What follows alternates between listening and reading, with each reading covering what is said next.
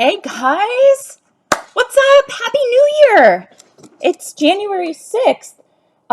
Or you're watching this on Facebook at some point in the future. Hello from the past in the new year. So excited, 2022, and had a very, very mellow holiday. In fact, last week I was not able to do my live. We actually planned to not be on, but I was in Santa Barbara with my husband having just a little getaway. We haven't been sleeping because of this puppy that's right out there. And we just needed to have some time alone. It was awesome and it really helped me reset. And then he was actually supposed to go out of town today to go skiing, like on an annual boys ski trip, but they all canceled it. And it's such a bummer. Hello, Happy New Year, Nelson. So, we're all, I guess, getting adjusted again to what's going on with COVID and Omicron or the flu Rona or whatever, influenza Rona, I don't know. But just stay healthy out there. I know so many people with COVID and all varying degrees of symptoms and severity. So we're not out of the woods. You all know all of this. So I'm just kind of explaining how my break went and the impact from the Rona semi-lockdown in Ontario. Ugh. Man, it's tough. It's really tough. But, I just want to keep my family healthy. And for me, the most important thing is having my parents and my in-laws be able to see their grandchildren. So we do what we can to keep everyone healthy and keep the visits flowing. But that's the latest. Oh, hello, Serena. Wow, what a beautiful name. I've never seen it spelled that way. Nice to see you. Welcome. You're kind of new around here. Okay, this topic we're going to talk about today, how to explain the value of PR to your clients. One of the responses we got from a member of our community was like, well, what if they say they want to just dump all their money into social media and they don't really need PR anymore? And I said we would address it on this call. First I said, she goes, what do you say in that instance? I said, good luck to you. Good luck with that. But we're going to talk about the real value of PR. Another package. My husband's like, what are all these packages? I have all these little projects going around the house anyway. Little packages. It's a little chaotic here. So we're going to talk about this so that you can educate your clients on the ROI of what you're doing, what they're hiring you to do, and what they can expect and when. When they're doing other things in their business, they're doing social media marketing, email marketing, other packages. They're doing other things. PR can obviously amplify those initiatives. So if they have these things going on, hi Gail, hi Natasha. Just to kind of quickly summarize, yesterday we had our monthly Agency Accelerator Plus call with our community, and that is our mastermind. Anyone who is enrolled in Agency Accelerator can opt to join us in the Plus group, which gets access to a private Facebook group where we share media leads and other things, plus mentorship and coaching on a monthly coaching call. We try to make it really affordable. There's no commitment to that. You can jump in and out whenever you want to. But we had a wonderful call yesterday where the group, really to me, it's all about sharing your experience so that us as solo PR practitioners, can you guys still hear me? Because my phone rang. I just want to make sure. It was almost like a group therapy. Hold on, I'm just telling Kevin. He's trying to call me and he never really does. But it was so helpful for all of us to see that people that are doing what we're doing are, successful and growing and thriving. We've got Nelson sharing his wins and several members of our community, including myself. We were on a really major dry spell bringing in clients, but in December we landed 2 clients. We have a couple proposals out. We feel like things are changing. but everybody is feeling their own kind of stress and burnout, and that feeling of, what am I even doing kind of thing at the end of the year, because it's been a really, really hard year for obviously so many reasons. But getting on that call and having everybody sharing, 3 new clients in total. And Nelson is sharing so that he shows what is possible, and that's what this group is all about, is obviously helping, giving resources and all of that. But, looking at your peers to see what they're doing, what they're able to do, and how you can also do those things in your business. And that call yesterday was really helpful for all of us to have a really clear understanding of how everybody's been handling clients in the last year, losing clients. What does that mean? And that feeling of burnout, overwhelm, and, stress. I mean, it just is that it happens that time of year. And also, if you don't really get time off over the holidays, some people were sick. Some people didn't get to travel, like they were supposed to. And if you don't have that reset, it just feels like more of the same. So I think the call, and Natasha said, love the mastermind, like therapy for publicists. There is something really, really valuable to getting together with your peers and sharing your experience and feeling like you're not alone. Stephanie, welcome to the Pitch Lab. You will love it. It is awesome. We do a monthly call for that. So, and we also are having our monthly or quarterly. Yep, I got the damn vid. So you're watching a replay. We also, wait, what? Tell me, no idea from where or who. Tell me, Melissa, I don't know what you're talking about. Oh, I'm thinking video. You're saying Rona. Oh, no, Melissa, I'm so sorry. I'm so sorry. That's terrible. Yeah. Yeah, look at this, the collaboration. Oh my God, it was like video. You saw the replay? Like, what are you talking about? And we have our mixer tonight. So we do a quarterly mixer for this community. Just get on. We're going to talk about certain things like how to move forward. Like, what are you leaving behind from 2021? What are you taking with you? I'll have like a suburban housewife, like seltzer of some kind, probably. Burnt Ember is the new one we're drinking around here. Kind of fancy. And yeah, Melissa, also tell us how you're feeling. I know you're vaccinated, so I'm assuming you have a lower, lower symptoms and whatnot. I know it's brutal for people who are vaccinated too. But anyway, okay, back to this whole thing, because this is really important. And we put a lot into this. It started from a thread. Leave it behind. It started from a thread in our community, Profitable PR Pros. That's wild. Me too. So we are looking to kind of help come up with an approach, amplify what does PR help do for clients. So we want to obviously tell them the value. When they call you, they don't even really know a lot of times what PR is. So you have to explain how it all works together with the other initiatives that they're going to have in their business. And it creates consumer demand, oftentimes at the point of purchase, by mentioning key retailers or linking out to something on, a website. And when a business is trying to pitch a product to be picked up by retailers, it really helps them to have PR. It lets them drive awareness, and it really supports sell-through for retailers. There are certain retailers, I know for sure Sephora, Ulta, because I work in beauty PR, that will not typically take a brand unless they can show PR support and also some results. If it's a brand new launch and that means there's usually some big name behind it, they're less strict about having the results already generated. But for other new brands that they're willing to test out, they need to see that you're putting effort behind promoting it and driving sell-through at the point of purchase.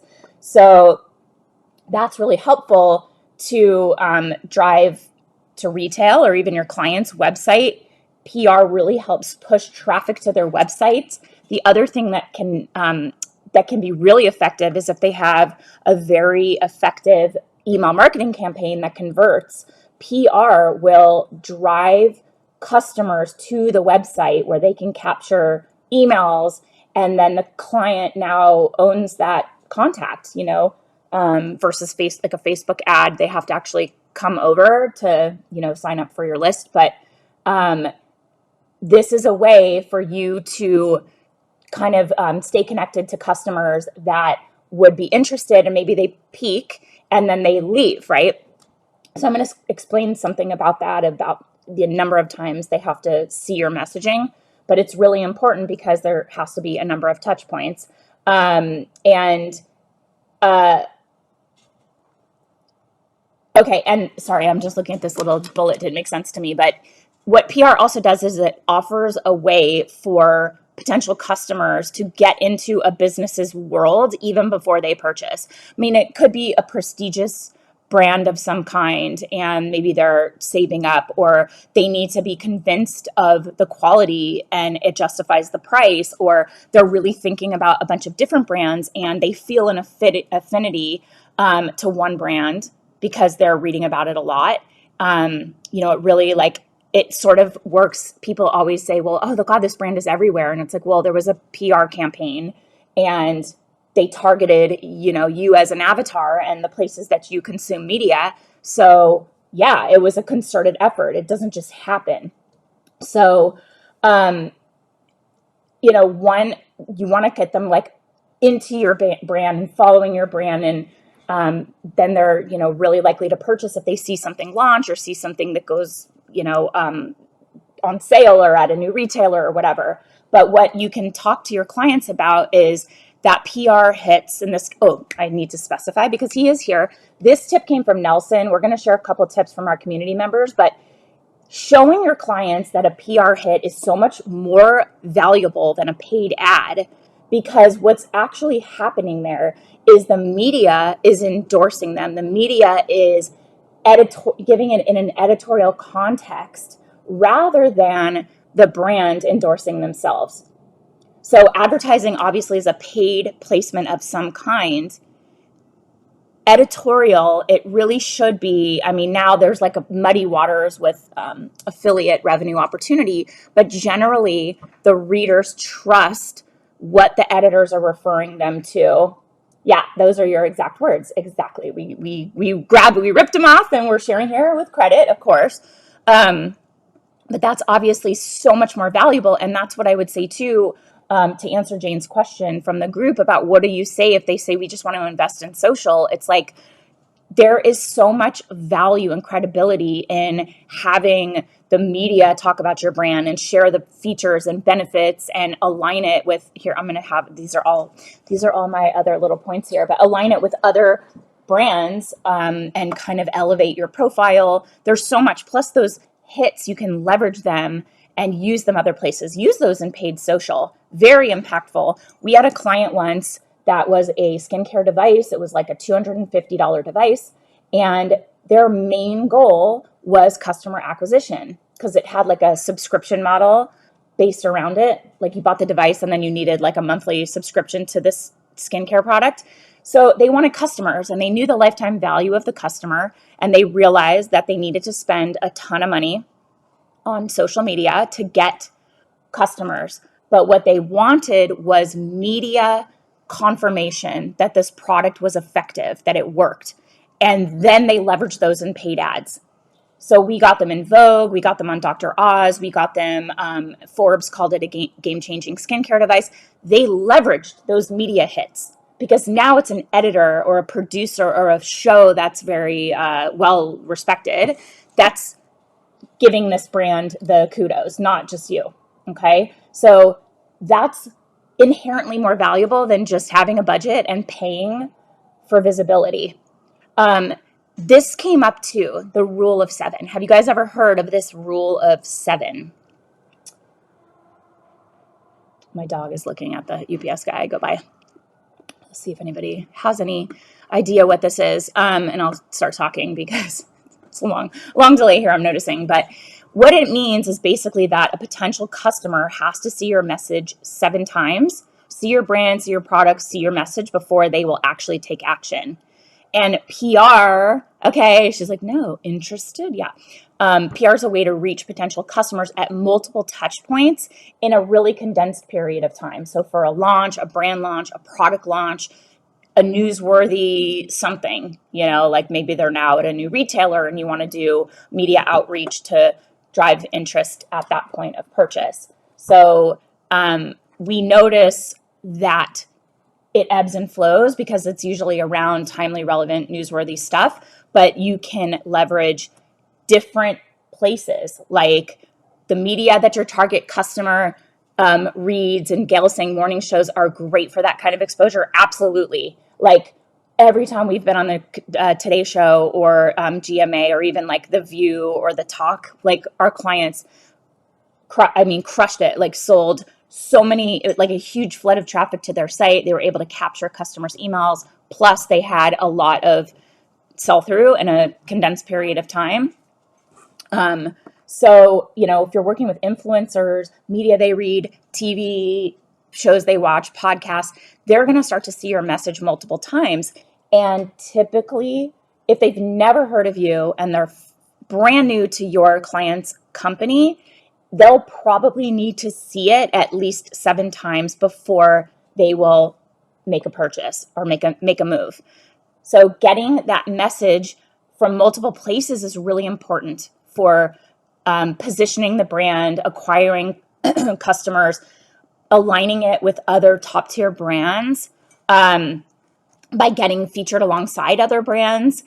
Sometimes it's not all bad to have a direct competitor because now you're getting in there as an option and you're being kind of compared in that elevated way to one of your competitors. Like we have a LED skincare device. I always look around because sometimes I do it in my office, but Kevin says I look like a cyborg when I wear it because it glows red. It's one of those, masks, and they work extremely well.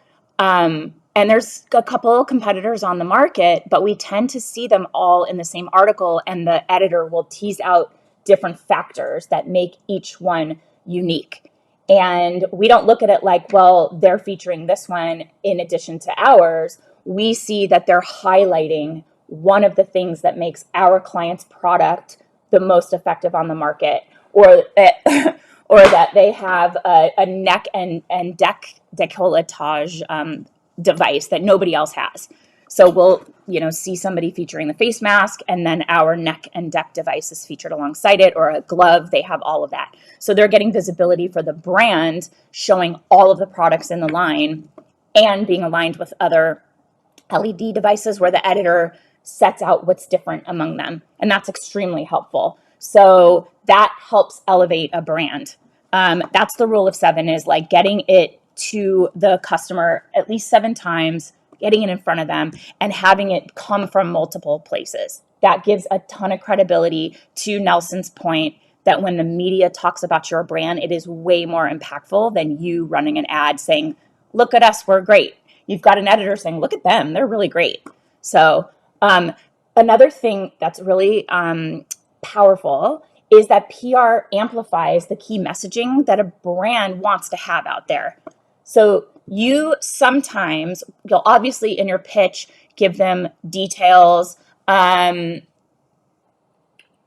give them details about the brand, and they'll choose what they want to include or not. Typically, we're not fact checking a ton anymore, so you want to get that information right out of the gate. But you get to give that messaging that the media can pull from and use. You get to kind of control that. But like I said, you can't control that 100%, but typically they'll use points from your messaging because it's accurate and it's factual.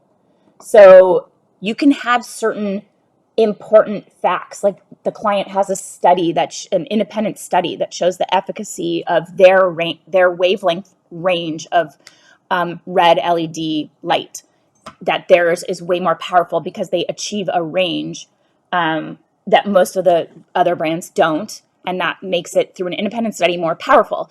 That's interesting. So we share that, and we've had a lot of news outlets pick that fact up and plop it right in. So you can have certain key facts pointed out by the media, and that becomes a lot more trustworthy, and consumers are more receptive to it than coming from your own website. Now you've got somebody else verifying that or stating that as a fact. And Nelson says it's the media endorsing you rather than you endorsing yourself by buying a paid ad. Yeah, clearly, right? So paid social is like an ad. It's you controlling. This is called earned media, what we're talking about with PR, earned media.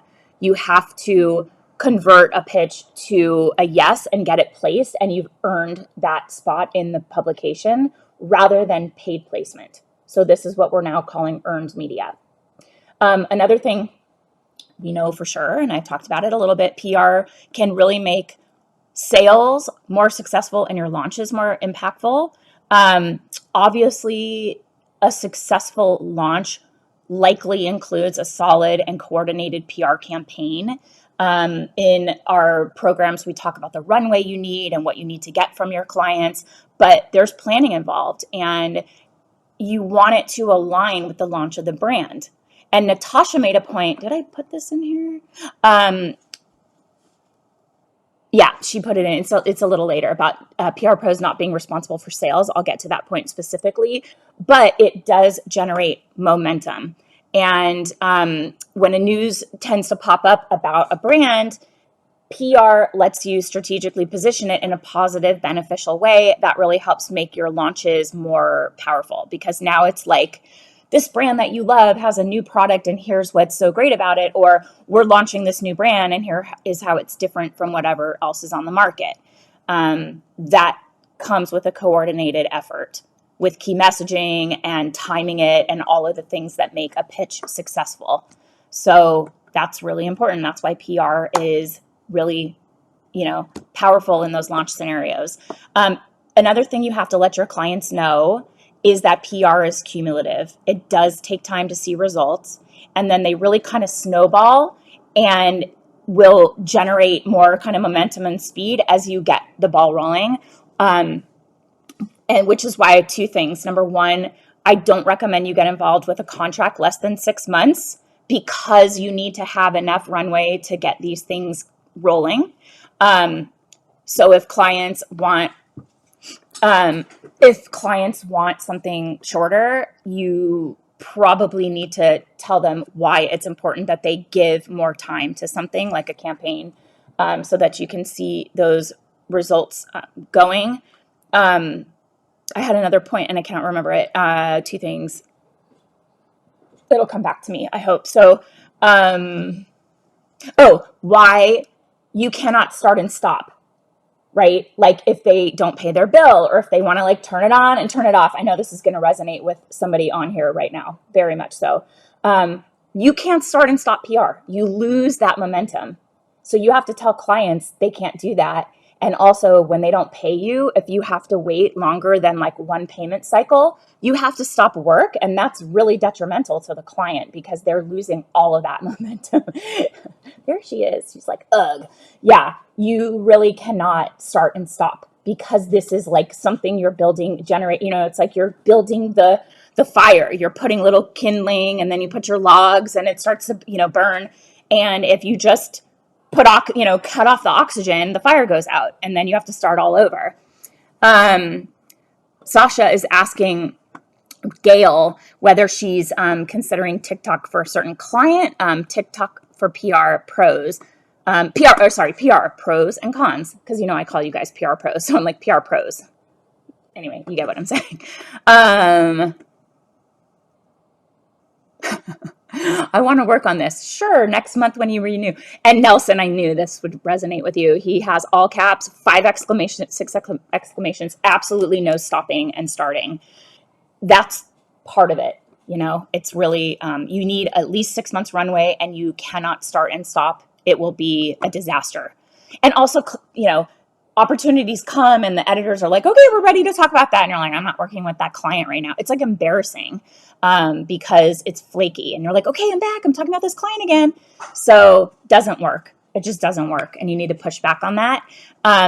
What you're doing is convincing editors, writers, podcasters, journalists to be interested in a brand by telling a compelling story And you want to have people really check into it before they talk about it and like be interested in their story. And that helps generate more interest and buzz and more features. And, once they start to see the brand story or the launch mentioned in a bunch of places, that's when results really start to happen. And that's that snowball effect we talk about. And obviously we know, and you have to convey this to clients, that it takes a while for media to convert pitches into placements and for those placements to reach the consumer, raise awareness over time, to actually take action. Natasha, that's a good strategy. She's like, yep, laying low, just chatting with editors this month, trying to befriend all the Substack friends.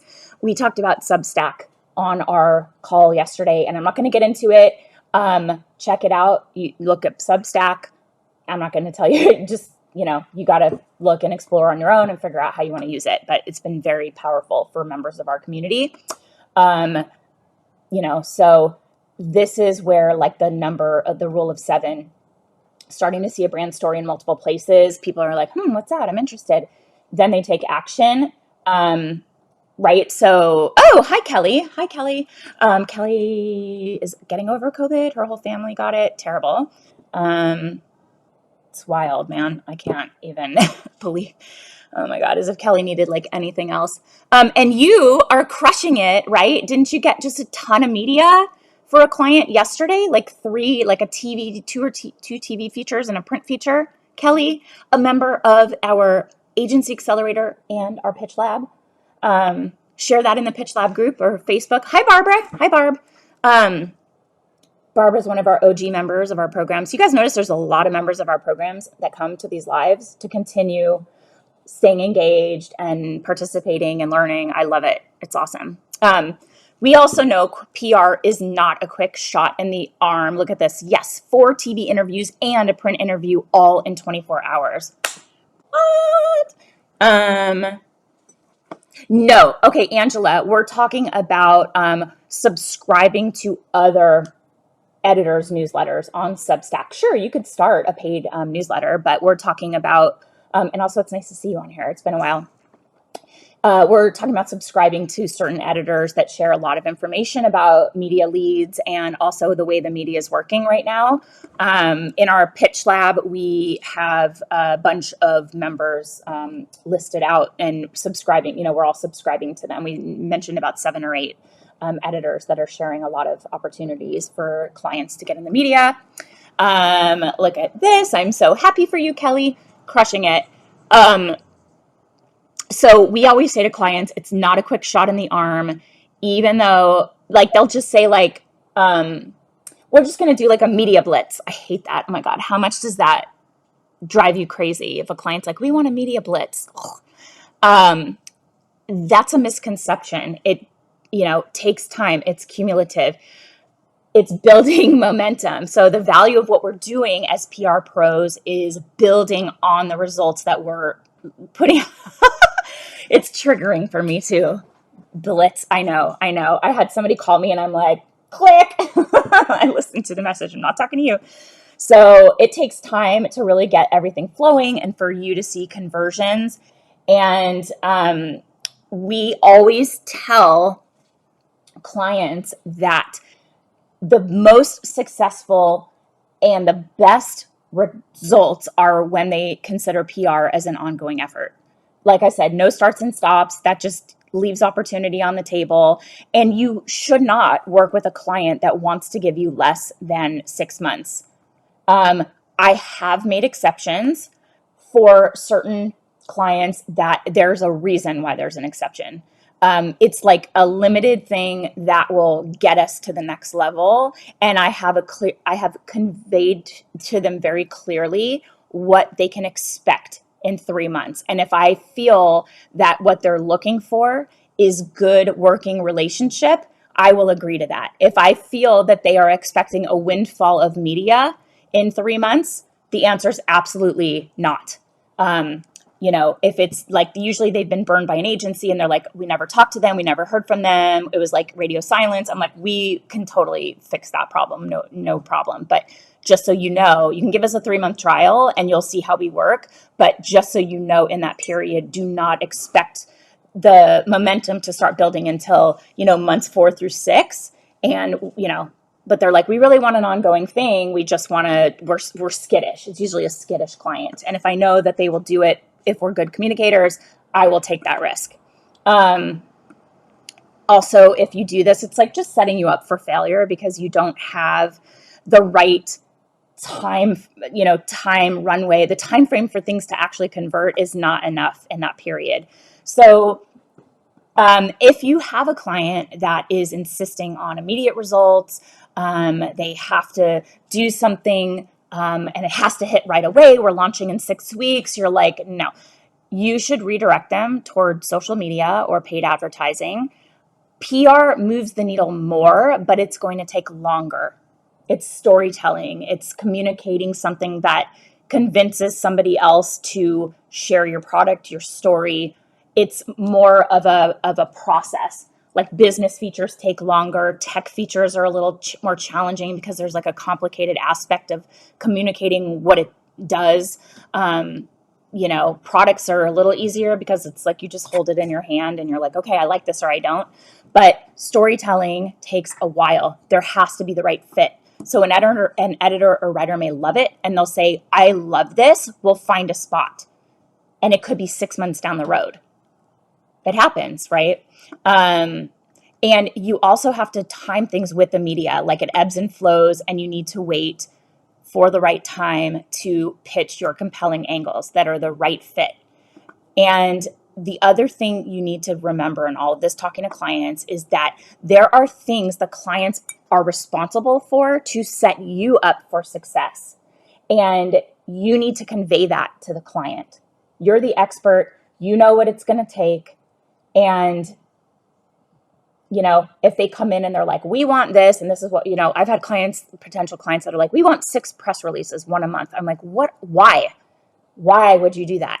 I'm not putting my name on a nonsense press release. Like that's a dumb strategy and it's not going to work. So I'm not going to do it.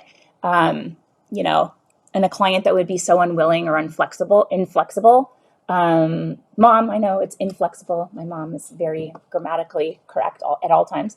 And she always, you guys know Claudia, we just talked about my mom, Claudia. She always watches my lives, usually after the fact.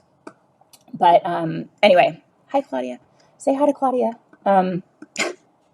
Anyway, remember, you're the expert. And we also talk a lot in the Agency Accelerator about what you need to kick off successfully with your clients. Natasha says, oh, Natasha knows my mom. I told her my mom is like, that Natasha is just so cool. I really like her. I'm like, she's super cool. It's super funny. My mom just starts to know you guys. Hi, Stephanie. Saying hi to my mom. I love it. So yeah, you've got to step into that role of the expert, guide your clients and really let them know what it's going to take. And if they don't want to hear it, you either redirect them somewhere else or that it's not going to ever meet their expectations. This is one thing. You have one fan. You have 2 fans, at least, because me too. And Aaron, of course, your wonderful, wonderful boyfriend. This is a really, really important point that I'm going to make here, and I'm going to reiterate it again at the end. So you need to vet your clients and really figure out how to land your dream clients. And that means for me, it's like the way they work and the way they make me feel when I work with them and how they respect us and they leave us alone and they let us do our jobs and they don't micromanage, right? That to me is part of what a dream client is. You want clients that are going to give you the resources and support and the time frame that you need to be successful. So that's why the length of your retainer contract matters. And you really want to push them at least towards a 6 to 12 month retainer because that gives you the time frame to get the ball rolling, generate results. Obviously, inside the Agency Accelerator, we talk about PR retainers, how to set them up and structure them, how to set your rates. We have a contract that you can use and customize just to get you buttoned up and know that's also a way to increase your revenue by how we teach you to set your rates and figure out what you need to be charging to be profitable and to grow, and build a team. So that's my agency accelerator program. But this is where when you set yourself up to work with like dream clients, high-end clients, they get it. They understand the value of PR, and that PR and sales are not the same thing. And again, we talk about how to identify, find, land ideal clients inside the program, because that matters. I don't want you taking clients just for the sake of, taking something. That's not going to be effective for you. You have to work towards a specific goal of what you want your company to look like and how you want it to feel. And I mean, anyone who's in the program knows exactly what I'm talking about. You have to be intentional with your stepping stones. But this is how you are able to work with the clients that have expectations set and they're realistic about what they can expect and in what time frame, how long things take, so that you're not going to deliver fantastic results that are fantastic, but the client is like, this, what else? What else? It's like always annoying. That usually comes from expectations being out of alignment with what's realistic and in reality. So good clients don't usually come with that problem. And Natasha has a tip that she shared here in our community. Make sure that your prospective clients understand that PR pros are never responsible for sales. That is advertising. PR can definitely help to boost sales, but that's not a KPI that we should be measured against. It's not a guarantee. Nothing's guaranteed. And it's in your contract. It should be. It's in our contract in the agency accelerator. We cannot guarantee results. Results aren't guaranteed. And we also don't get paid based on results. It's the best thing ever. You're just like, we're like maybe the only industry that's like, just pay us. But you have to produce in order to stick around and for your reputation to support your business, obviously. Natasha says, shout that one out. This is definitely one you need to make your clients very aware of. Right? Like during this discovery process on these calls, you need to get really clear information about their goals. The potential client's goals. Why are they doing this? Why do they want your help with PR? Help the client see whether those are realistic and how PR is going to play into those goals. Because sometimes they'll have certain goals and you're like, I don't really know that PR can help you with this, or you're not ready for PR. It usually happens with smaller companies that don't have a marketing person in charge. They don't have key messaging and things, where you're going to be successful out of the gate. So, and it's not really a PR pro's job to write their like brand positioning or marketing copy. Some people do it, because if you think that they, yes, Angela, it is. It is the one that I use for my agency, so she asked if it's the contract I use in my agency. We were talking about this on the Agency Accelerator Plus call yesterday. Certain people have certain elements of their business that are more relevant. Like I don't travel a lot for my agency. I'm not going to events or trade shows too much with my clients. So having a really clear buttoned up clause about travel and how much it costs to have my team go to travel and how much my per diem is, that's not in my contract because it's not really relevant for me because we don't really ever need that. But for one of our members, it was really important. And she has a super clear buttoned up policy around a daily rate when clients want her whole team to travel because of the opportunity cost. You're not actually getting to work on other client stuff. Anyway, so the one in the Agency Accelerator, we have a sample. And again, I have to specify, I am not your attorney. I am an attorney, but I am not your attorney. So it's something you can take, bring to a lawyer, have them look it over, customize it, or, add clauses. It's pretty comprehensive at this point. And a lot of the clauses have been added based on real life scenarios of things that have come up that we were like, we should have that in the contract. Like, for example, putting that we are the exclusive agency for North America. Um, I have to legit keep explaining this to a client. We had a client that hired a second PR firm because like one PR firm was crushing it, two would be even double amazing. We're like, that's not how it works. But it created a huge mess, and we did not ever think to have that in the contract, and now it's in there that we are the exclusive agency of record for the brand in North America, which also means that we have to pitch the brand in Canada. Hi, Nelson. But anyway, that's what I use. Yes. So, okay, we're going to go back here. Natasha, yeah, okay, we're aligned here. Just make sure that you understand their goals. Sometimes they don't have goals. They have to figure that out. How can you work towards an outcome if you don't know what they want that outcome to be? You have to plan a strategy around what the outcome is going to be. So if they don't know what they want, how can you be successful? How will they know you've achieved it? That's problematic. So make sure that they know their goals. The other thing too is focusing on metrics. So you have metrics tracking and reporting those metrics to your clients so that you can literally show the value of your work. And inside the Agency Accelerator, we had a whole masterclass with the amazing Shauna Knuckles. Shauna supports me in my agency. She is a former member of Agency Accelerator. I was like, she's amazing. Please help me run my business. I brought her in, and she's been incredible. And she really strives to get more clarity and synergy between clients and PR pros. So the relationship is better. She wants PR pros to feel less stressed in their jobs, basically, and in running their businesses. So one of the things that she gave to us was this whole masterclass around all things PR reporting. And it's a comprehensive masterclass that teaches you what you need to know about reporting to show value.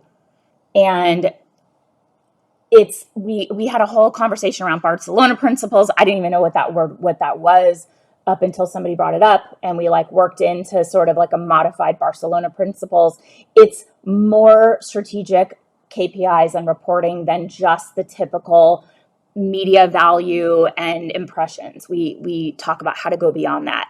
And you'll be able to match the client goals with KPIs that you can show off to really maximize that client satisfaction. Adrian, you gotta jump in. You'll love it. It's great. At this point, do you have access to everything? Because you can even just poke around and go to the lessons that are most relevant to you, what you need right now. Once the way the Agency Accelerator is structured, it's based on my path to profitability, the 4 pillars of strategy, sales, service, and scale. So the content aligns with all of that. And once you have access, now it's like a resource. You can just search what you need to know. And I have a discovery call tomorrow. What do I need to know? There's a checklist. What are the red flags? How do I, what do I ask a client? All of that stuff is in there. So you can get yourself ready for those calls. Anyway, it's all very logical how it's built out. And we had a tip from Katie Noreen. If you use a tool like Muckrack, they have an advertising value equivalency metric that you can use to quantify an estimated value for the placements you receive. That is called AVE, advertising value equivalency.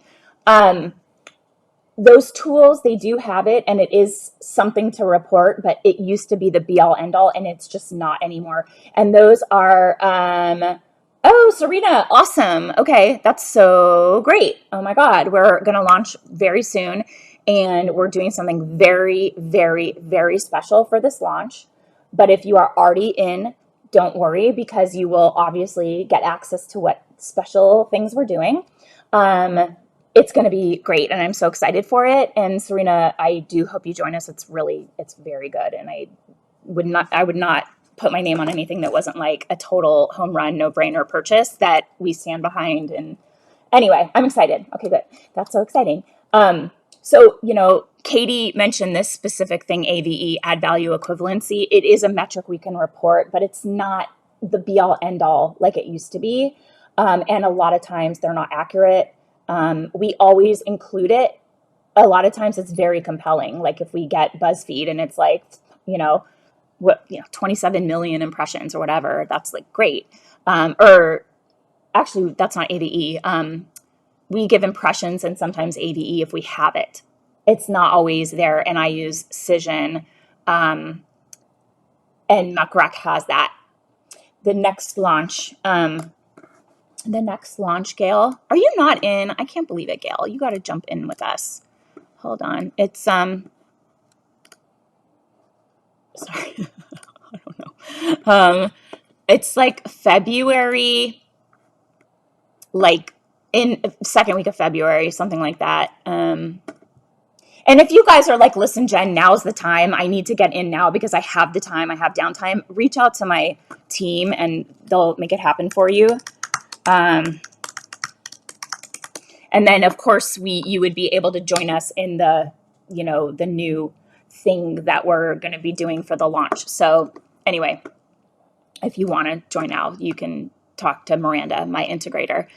Anyway, so obviously AVE is really good. The tools sometimes have it, but what we cover in that masterclass is beyond AVE. It's aligning KPIs with their goals and finding a way to report that to show the value. Morgan, this is a really good question. To show the value of what it is you're doing and how it's advancing them closer to their goals. Morgan is saying, is there a polite way to explain to clients how PR does not necessarily equal sales? I feel like a lot of my, especially business clients, do not get this, but I also don't want to make them feel stupid because egos. Oh my God, this question is like so perfectly worded, Morgan. Oh my God, you're totally on the ball with this. It's always the business clients because everything is like ROI. They have to, show ROI. They want clear percentages of increase and metrics that, it all goes back to dollars. And the business clients are usually like the men with the egos, and you don't want to come in and be like, you're stupid because you don't understand what it actually is. So a lot of times we'll fall back on like industry standard and like, this is the goal of it. And it's like, never been PR's job. It's to get visibility and to target your ideal customers and, get them multiple touch points so that they convert, but it's cumulative. And so one press feature doesn't really show, you're seeing certain customers are seeing multiple features. So you don't know that first feature actually 5 features later ended up resulting in a conversion. Maybe they saw it, but they didn't buy, and then they see it somewhere else again. So it's very cumulative, everything we're doing. And it's just an industry understanding that the goal is to get visibility, to connect with your target audience. And sales is definitely a byproduct. And obviously what I say, Morgan, if you want to know, is that we've had clients for 11 years. Like we earn our keep, they're getting the results and it's doing what it is supposed to do in their business, which I would assume is helping with visibility, which converts to sales. But that metric is not what our reporting is about. We are with clients for so long because obviously we're doing our job and they're getting the value out of our efforts, but it's not that they're measuring sales as our KPI. That's kind of how I would say it. I always fall back to like industry standard and reputation and, like we have a good reputation in our niches because we get results, and clients stick around for a long time because we get results.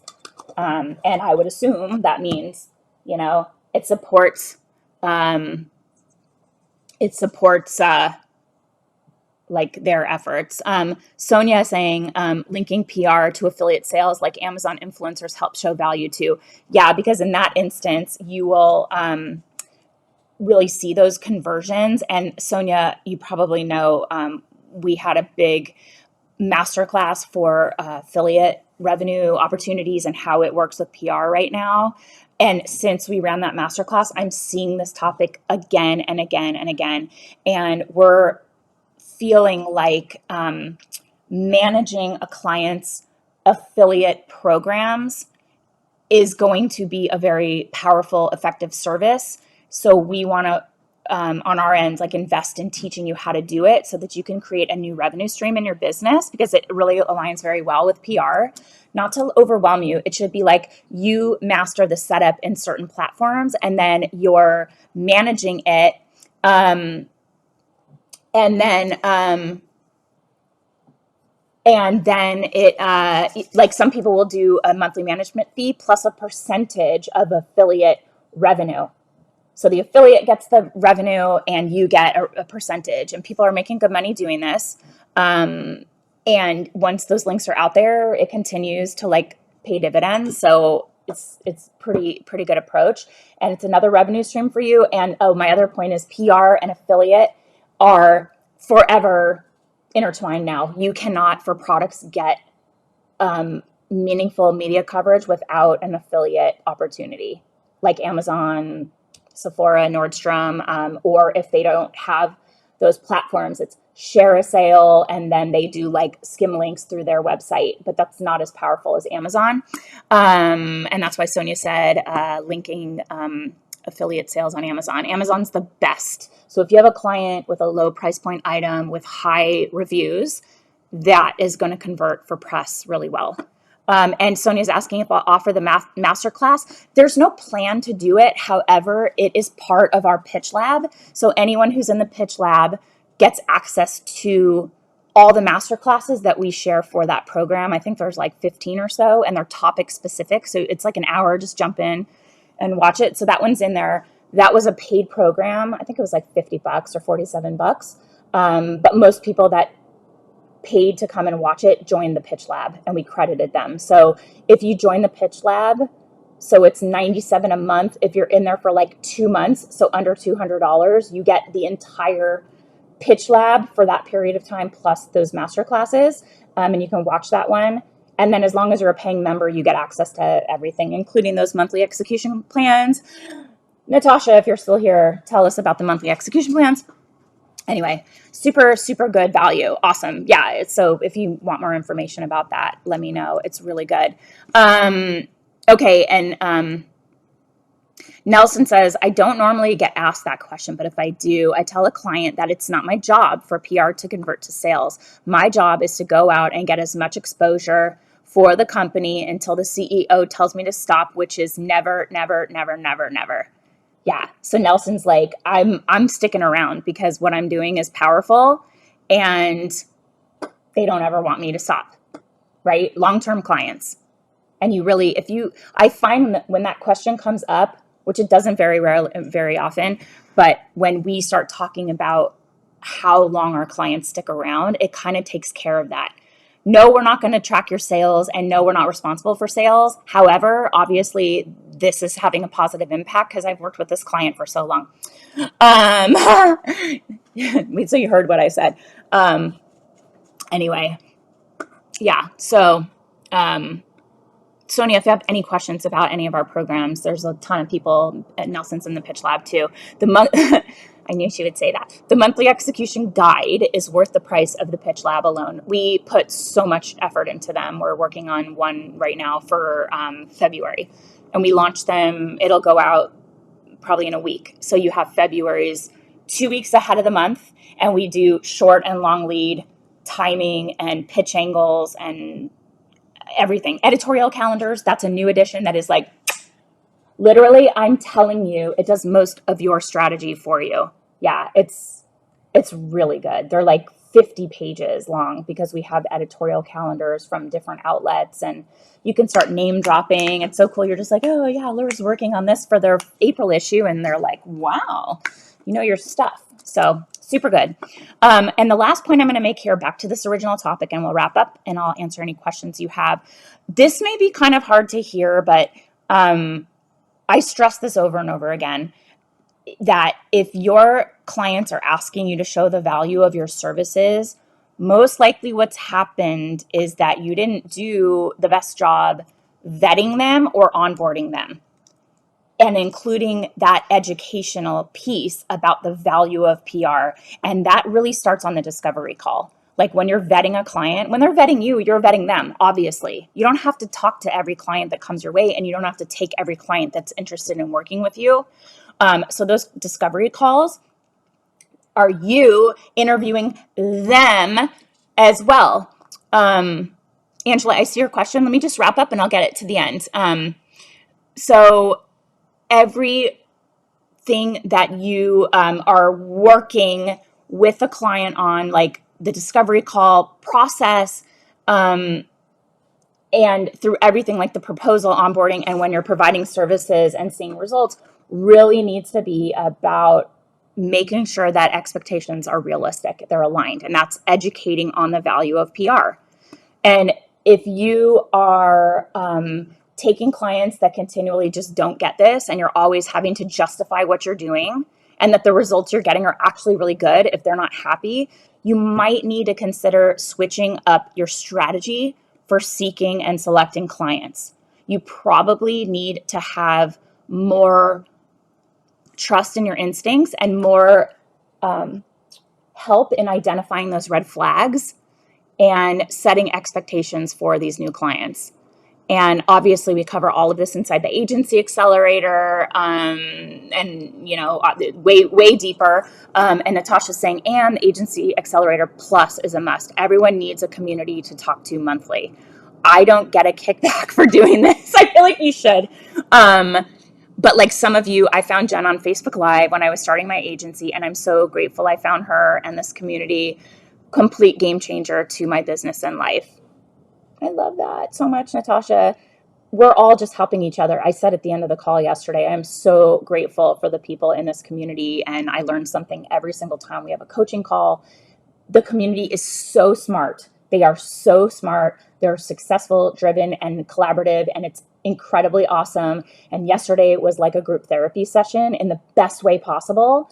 And Natasha, you should get kickbacks. Like, let's set you up as an affiliate, because she's my hype woman. So that's what I have for today. I'm going to just drop another link to download like an action plan. Oh, this is new. Oh my gosh. Okay. I haven't even seen, oh, I have seen this, but not since it went live. Hold on. This is brand new. PR Agency Action Plan. Ooh, this looks really good. How professional. Thank you, Miranda. Oh my God. And some of my new pictures. Okay, cool. Wow, my eyes look crazy in that last picture. Anyway, get it. This is a new one. PR Agency Action Plan.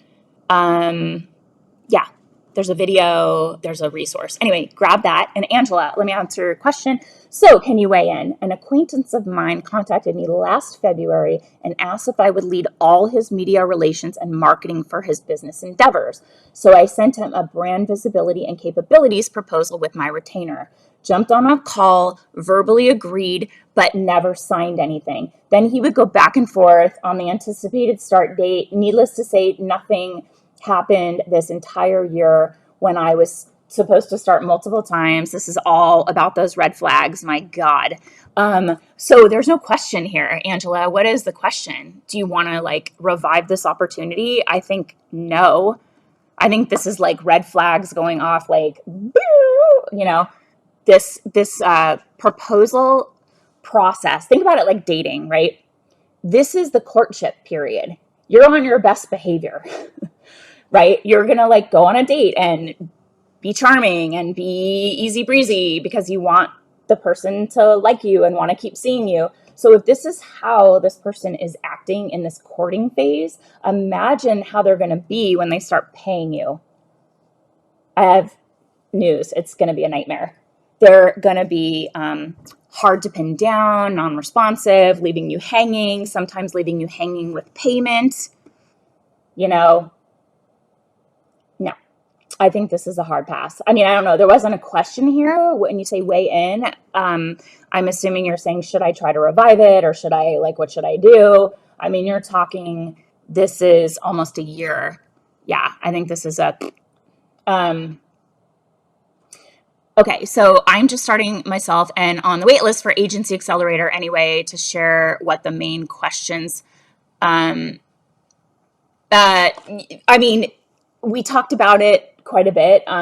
Here, it's literally like a deep dive with a whole lesson, and you want to get them to share their goals. There's a bunch of questions to ask, and it's like when you're in the moment, you kind of forget.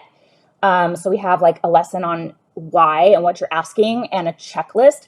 And it's also, Stephanie, there's more to it because it's like, what if you ask their budget and they don't tell you? How do you react in that situation? And you have to remember to ask if they have a budget, and you have to know how to ask what their budget is so that you don't stammer, or like when they ask you your rate, if you're not ready to share it, what do you say?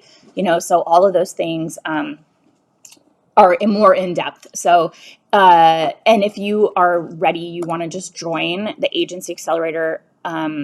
If you like, I just feel like some people are like, this is my time. I have time to focus on this now. I really want to dive in. We can take care of you. That's Miranda. And she will, if you say I was on the live and Jen told me to reach out, she can help. Ricky's like, run! Yes, run. Run the other way and don't look back, right? This person is showing you who they are, and it's not good. It's not anyone you want to be in business with. That's my thought on it. Angela. And Morgan is saying, how much is plus if you already have the accelerator? So people in the accelerator can join plus, nobody else can, because it's just an add-on to the Agency Accelerator. It's $197 a month, and there's no contract or no commitment. It's like, come check it out for a month, come and go, as you please. Most people, it's not a huge group, but most people that come in stay because there's tremendous value. I have a ton of original members of like our $12,000 mastermind that have stayed on. This is like literally what we were doing for our $12,000 mastermind, but in like a super affordable, no-brainer kind of way, because a lot of this has to do with my husband. He's like, you need to help more people and you need to make these things affordable because the people that need you the most cannot afford the premium. So how can you scale it to reach the people that need you in a cost-friendly manner? So this was the way that we came up with that. And okay, so Morgan, that's what it is. And if you're interested, I can find you the link. You only can see it through like an email or it's a hidden link. It's not anywhere listed because we can't have people enroll unless they're already enrolled in the accelerator. Nelson said, I offered in the private Facebook group for anyone to DM me if they want any advice. Got a few people who took me up on it. That's awesome. I'm open to more if anyone is interested. Just let me know. I'm all about sharing my expertise with everyone in this group. That's awesome. Yeah, I mean, look at this community. It's so collaborative. It's so awesome. The caliber of people we've attracted from all over the world. It's super fantastic. Angela follows up with, so he just contacted me recently to let me know about the fun stuff happening this year and that he wants me on board. However, he can't provide me a retainer right now. He's waiting to move forward with me when they launch and they want to work with me. But if I'm too busy, they have other interested parties. Oh my God, Serena, you guys, listen to this. I'm so excited. I'm going to clip this one. This is so awesome. This made my day. This is one that I share with my husband. Like, yay, and we do a little dance. Oh, and we have my bell. So you joined today. I haven't checked my email. We ring the bell to say, yay, Serena. I signed up for the pitch lab today, and I can already tell this is the best decision I've made for my career. That is so awesome to hear. And it's so affordable, you guys. It's $97 a month. It's a total no-brainer. I know that's a lot of money, but it's like when I think about what I spent on college and law school, oh my God. And I learned nothing practical that would earn me any money. Like, law school does not teach you how to practice law. They teach you how to take the bar. You don't learn how to practice law until you work in a law firm or work doing it in whatever. Yeah, and UC Santa Barbara is a research university. They don't teach you practical. They teach you what the research process is, not how to actually earn an income. It's crazy to me. You spend all this money. I mean, I loved college and I loved law school, but oh my God, it's just like insane to me. And so we want to make it affordable. Anyway, that's so awesome. You'll love it. It's so great. And Morgan's like, I can't wait to rant. Okay. Yes. Send the link on what? Oh, and if I wait it out in 30 days, his partner is receiving $1 billion check. This all sounds just like kind of gross to me. I don't know. Like, this is the dangling of the hook. The fact that this is an acquaintance kind of bothers me because you have an existing relationship, and it's almost like he's like gaslighting you or something, or like using that existing relationship to say, well, you should trust me because all these great things are happening. So just lay low, consider the opportunity gone. And if he comes back and it's like, all right, you asked for this budget, we're going to pay you, we want a 6-month contract, we'll sign it right now. Thanks for being patient because we had to get these things in order and now we have funding and we can't wait to go. Maybe, but all of this stuff is like, but then we're launching and it's awesome. And all these other people are interested and we're going to get $1 billion. I'm just like, I don't need to be part of that. It's to like, come back to me when this is real. Do you know what I mean? I work with nonprofits and social impact brands. Do you think it would be helpful for me? You're talking about the Pitch Lab. That's the one that's all about pitching the media. All of that is, yes, I do think so. We have a lot of members that focus on that, plus the community. So when you join the Pitch Lab, you get the Facebook group, this community, and a monthly coaching call. And I do not know a lot about that myself. We have a board of seasoned PR pros that are writing these monthly execution plans, and one is specifically focused on diversity and inclusion and social impact.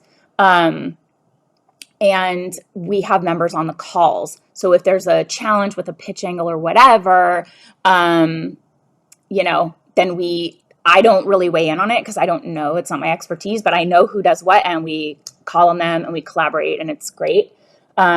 So yeah, it's good. And you can jump in and Ricky, if you enroll and you're like, this isn't for me, just let us know. We'll give you your money back. I don't have any problem with that.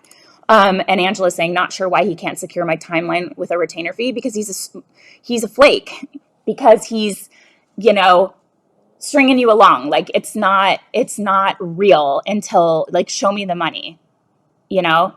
Why would he go this far and say, I want to sign a contract with you when there was no budget and no launch and no funding? Like, that's not appropriate. Your time is worth so much more than that. Yeah, listen to this. Also, red flags. Adrian's like, we can't pay you, but you can be on our board of directors. This is like the Shark Tank when they'll say, well, how about 2% advisory shares? It's like, that's still equity. You're just not diluting your valuation. It's the same, it's semantics. But board of directors, is that a paid position? Is that a paid position? Like, where are you paying me for my time? Because I have news for you guys. When people don't pay you for your time, they don't see you as valuable. They don't see your... Take a picture of your face and text it. Tasha's like, God, if this were Zoom and you could see my face. If this person is like, oh, I don't have money for you, I can't pay you for your time, but we really need you to kick off. No, that person does not value your time, especially, yeah, that doesn't pay my mortgage, right? Advisory shares or a board seat doesn't pay my mortgage. It's true, or people are like product or barter. Like, no, I need to pay for my life and support my family. Like, this is not, it's not a good kicking off relationship. Angela, I hate this. Oh my God, Natasha texted me. Oh my God, Natasha. She's like, this one at all. Yeah, this is not anything. I would just politely be like, when you're ready, let me know, do not, it's gone. It's not anything. It's not a real opportunity. If he can pay you with your retainer fee, the check clears, he's got a start date, he's got a product to launch, then you're talking. Until then, do not waste any more time. It was for a huge retainer fee. That's the carrot, Angela. That's the carrot. No, totally. Now you're like on the hook. You're so excited. Of course, I've had this happen. Oh my God. I had, so I do baby and kids. And I had a gear company that we worked with for a long time, and they were super lame. We did a great job. We got all their stuff to the Kardashians, and they were like walking around in the streets using their products, and it was like a total home run. And for some reason, I don't know, they were like just a hot mess. So they fired us, and we were like, fine. And then the very next day, it always happens for me, when one door closes, a better one opens. So the very next day, a very similar company who is familiar with our work with that company said, is there any chance we can work together? And so I was like, it just so happens. And we wrote an insane proposal. We spent a ton of time. I asked them their budget. I came in under budget, and they were like, we're ready to get started. Send over your contract. And I was like, great. And we were just like, yeah, that'll show those guys, like, like I met someone better. Like, it was just, it always happens that when some closes, something better is there for me. So I was like, that's another great example of it. They ghosted us. It was so odd. They took the time to get the VP of marketing and PR and the CEO on this call. And it was like an hour and a half long call. And it wasn't like we were sharing strategy. They were like grilling us. And at the end of the call, they were like, we love everything we're hearing. We love this. It's great. Can't wait to get started. We're looking to kick off this day and this time. Send your contract. And then ghosted me. What? And so I look at it like, oh my God, that is just a bullet dodged. It was crazy. We were like shocked. And I know that they picked another PR firm, but like, have the decency when someone spends all this time working on something for you and answering every question and all, blah, blah, blah, blah. Like, we did so much. It was so rude. The retainer was very high, like really like a great retainer. And this brand would have been so awesome, but it happens. And you're just like, how is it? It's a baby and kids thing, common courtesy. Why though? That's so rude. We just landed a really awesome baby and kids brand. It took a long time. It's a baby monitor. It took a really long time to get them to convert, just because I think time of year and I don't know, but they're on board and they're so nice. And there's they're in Singapore, so there's like a time issue and it's hard to connect with them just because of that. But I feel like they're very respectful and, all that. And so I just don't understand how you could be that way professionally. Don't ever be that way. Don't ghost, because your reputation follows you everywhere, especially in this industry. Look at how tight knit this is. So rude, Angela. I totally agree. And Adrian said, yes, I had a brand offer to mention my clients on their blog instead of payment. Ugh, don't even bother replying.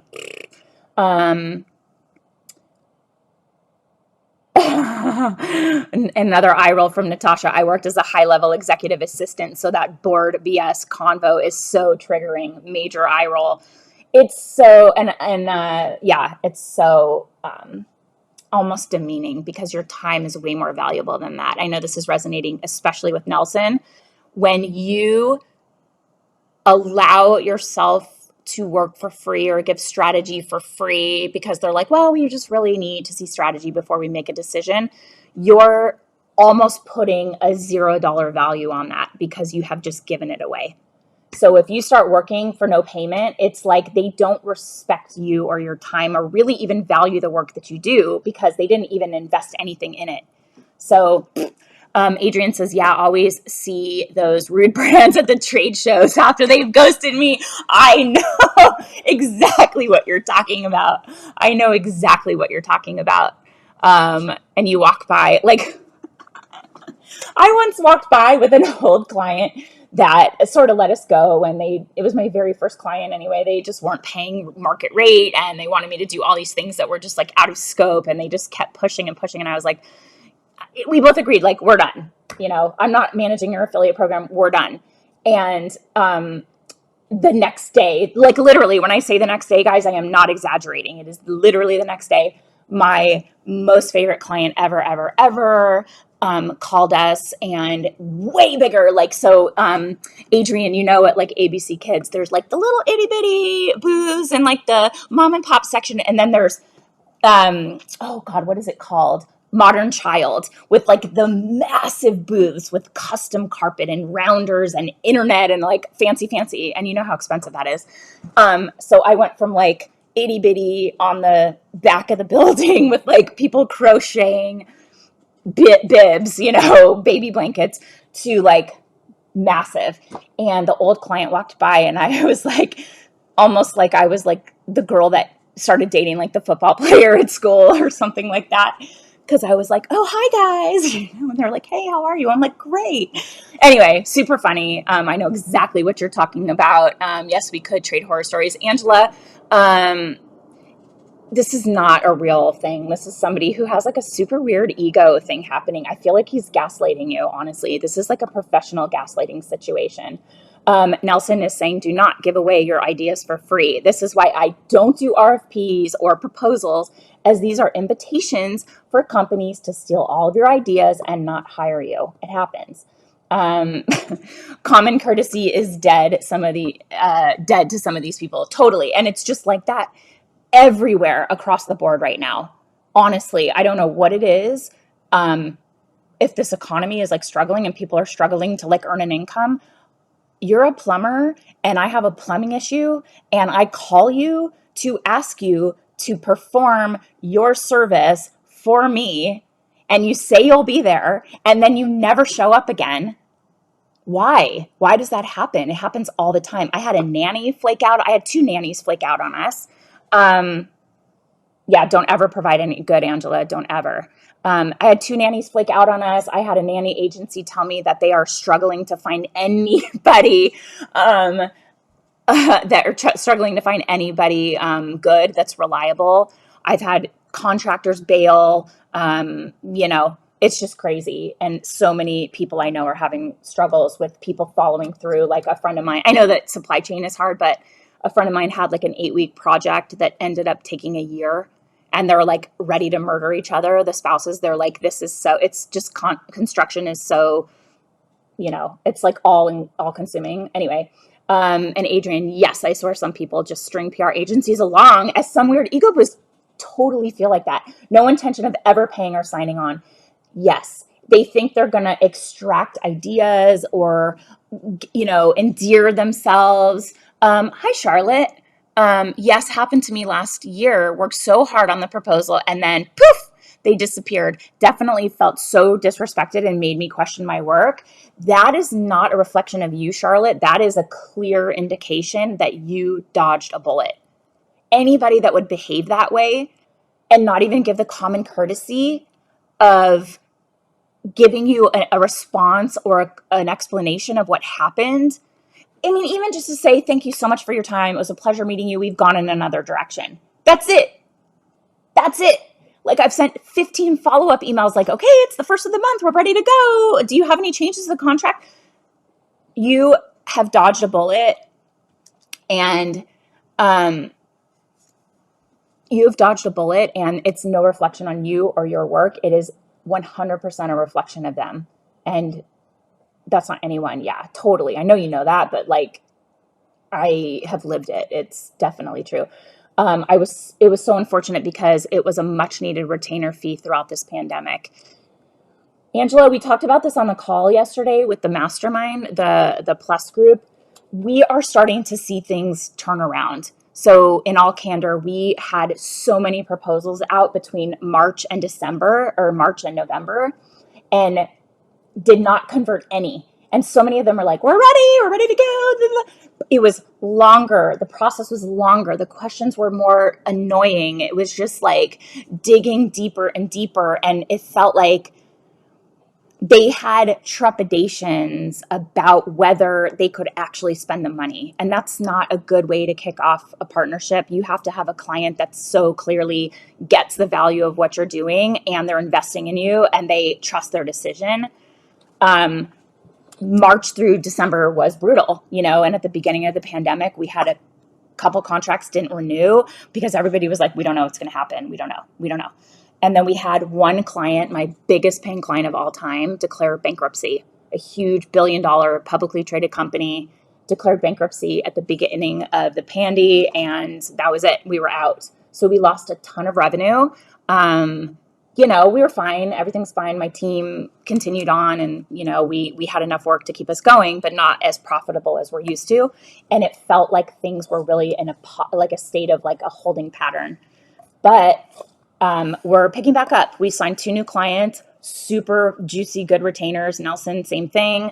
Yeah, no, it's horrible, Angela. If I like DM'd you the amount that you would just like, it was like hard not to barf. Anyway, but we come back, and I will never doubt my ability to bring in new business because, like in the agency accelerator, we have a process and it works. And I've never had a problem finding new opportunities. Never, ever, ever. It's just, I haven't needed to, but recently I was like, I got to pound the pavement. We got to put some of these things back in practice because we got a little too comfy. So we brought in, 2 new clients, good retainers. And then I have a third one out, and they just hired a VP of marketing, which is really good for them. And they said they're going to come back. Once they've had a chance to review. Anyway, I'm going to wrap this up soon, guys. You're so awesome. There's like so many of you who've just stuck around, and it means so much to me. Nelson says, do not under any circumstances do proposals. DM me and we'll talk, and I'll give you more advice as to why I don't do them. Nelson, our proposals are in our agency accelerator. I know you're not in that program, but I agree. We don't give away strategy. We don't give away strategy. We have a capabilities deck that is killer. And we have had that available to our members where they create that and customize it for themselves. And it's super compelling. It's a lot like your capabilities deck, Nelson, with a little bit of information about us supporting that client, but no strategy. And the proposal does include a rate. So in that sense, it is a proposal, but more than anything, it's a capabilities deck. And Natasha said, I learned my lesson. My boyfriend's CEO and president did this to me last year. Oh my God. Yeah, this was awful. They spoke down to me. They asked her for a meeting and asked her to develop strategy. So she's thinking I have a personal relationship. They're not going to ask me unless they were like ready to bring me on. She said they spoke down to her. They were demeaning. And then they stole her work. And her boyfriend, who's on the executive team, went off on them. Taking the IP, let's just say we got a very large bonus for, that's so awesome that they actually did compensate. And proposals are really common out here. It's speak about the work that will be completed, but no strategies. Exactly. That's exactly right. Plus capabilities. God. Oh my God, Angela, no. Oh, yay, Ricky. Awesome. I'm so grateful that you were here. This is helpful and cool. I know, it's so cool to like connect like this. Imagine this, and we can actually have a conversation. Those are the coaching calls. So if you decide to join the Pitch Lab, we do have a monthly call that you'll jump in. That's what I essentially provide to clients. Yeah. Is the capabilities deck. Angela's agreeing. Never had a client not ask for a proposal. How do you work around that request? You're saying to not give a proposal. You say, I'll put together a capabilities deck with some examples of our work, case studies. You explain it like it's a proposal, but you're not sharing strategy. You outline what work you're going to do and for what price and what they can expect, but you don't give them strategy. So that's how we do it. They don't really say like, will you share a strategy? If they do, we say not until we're retained. Yeah. Yay, Charlotte. Awesome. Yes, this has been awesome. Nice to meet everyone. Thanks, Jen. You're so welcome. You guys, I love this.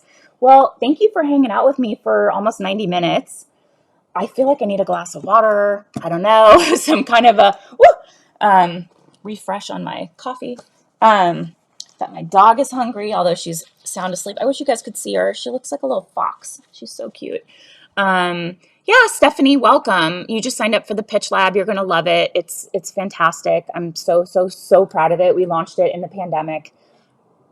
Yeah, just we launched it just to meet a need. Like we knew our community needed our support, and we. Oh my God, Angela, what's going on? You're in the ER?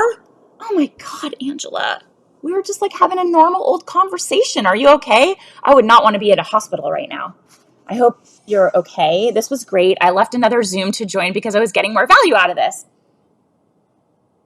I love hearing that. We're all about delivering value. I know. Oh my God, Angela. Oh my God. If you ever need to talk, let me know. If you might need to really like pump the brakes. This issue with this prospective client is really stressful. I know that feeling where you're like, that money, it's like you see it in your bank account and now it's just gone. And I feel like you need to really know that you've dodged a bullet on that one and really seeing what the reality is now. There may be an opportunity it turns around, but I really feel like, I mean, Natasha, does this feel like a professional like gaslighting type of situation? I don't know. Waiting for some results. Good luck. Will you keep me posted? Maybe DM me when you have some news, or I'll reach out to you and see how you're doing. Good luck. I'm so sorry you're experiencing that. Okay, buddy. My son is done with school. Can you, oh, never mind. The dog's asleep. We'll play with her later, okay? Okay, keep me posted. Okay. Anyway, that's my cue. I'm gonna run. It does sound like some gaslighting. I don't know why, but you don't deserve that. You don't deserve to like be strung along. Good. I'm really glad. Yeah. This is awesome. Um, this is what it is like on our calls, but like we're talking. It's not just me reading your comments 10 seconds delayed and, connect whatever, like you guys get it. But the calls we have are so freaking awesome. I'm so grateful for the members that jump in and join us for those programs. So if anyone has any questions, just reach out to me or support at Generation Academy, and Miranda, my amazing integrator, will take care of you and get you whatever you need. I really appreciate you, Angela. Please feel better and keep us all posted. And we're all here for you. You've got the support of this community and we got your back. So, and we'll see you guys tonight at the cocktail mixer get together. See you guys then. Thank you for being here. Bye. Have a great day.